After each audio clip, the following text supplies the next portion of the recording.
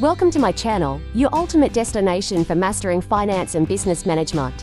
Whether you're looking to grow your wealth, build your business, or sharpen your skills, we've got you covered with practical tips, expert insights, and actionable strategies. Let's embark on the journey to success together. How I manage my money on payday. Income, expenses, and savings. Are you ready? Ever wonder how accountants manage their money on payday? Let me take you through my personal strategy for handling income, expenses, and savings on the first day of the month. Pay yourself first.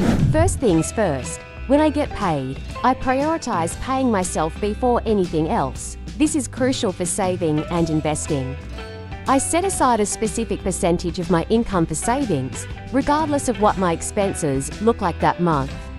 Think of it as your pay yourself first rule. The sooner your money is out of reach, the more likely it is to grow.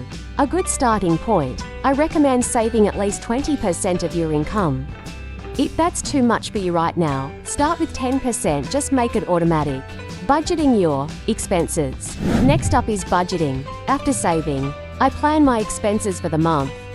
I break them down into categories: necessities like rent, utilities, groceries, transportation, and non-essentials like entertainment and dining out.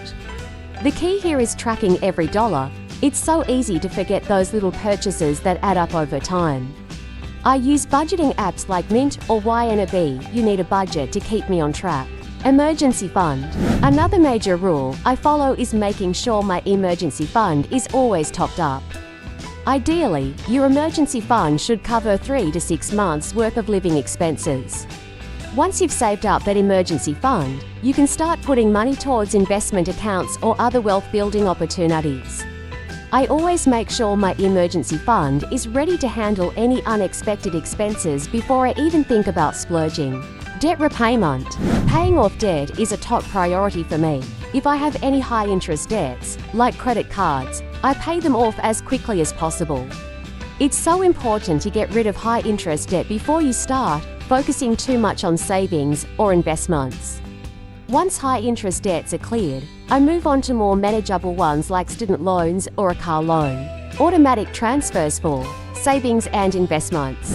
Once my income comes in, I set up automatic transfers to my savings and investment accounts. This takes the pressure off me, as I don't have to manually transfer money every month. I contribute to both a retirement account like a 401k or IRA and a brokerage account to take advantage of compound interest and market growth. Planning for big expenses. I also plan for big expenses, such as vacations, holidays, and other major purchases. Instead of relying on credit cards, I save for these in advance. I break down the cost into monthly amounts and set aside money each payday to reach my goal. Investing the excess. If there's money left over after all my savings and expenses, I invest it. For me, that could mean contributing to my investment portfolio or buying dividend stocks for long-term wealth growth. Diversification is key, so I ensure my investments span multiple industries. Avoid lifestyle inflation. One big mistake I avoid is lifestyle inflation. As my income increases, I don't immediately upgrade my lifestyle. Instead, I save or invest the extra money.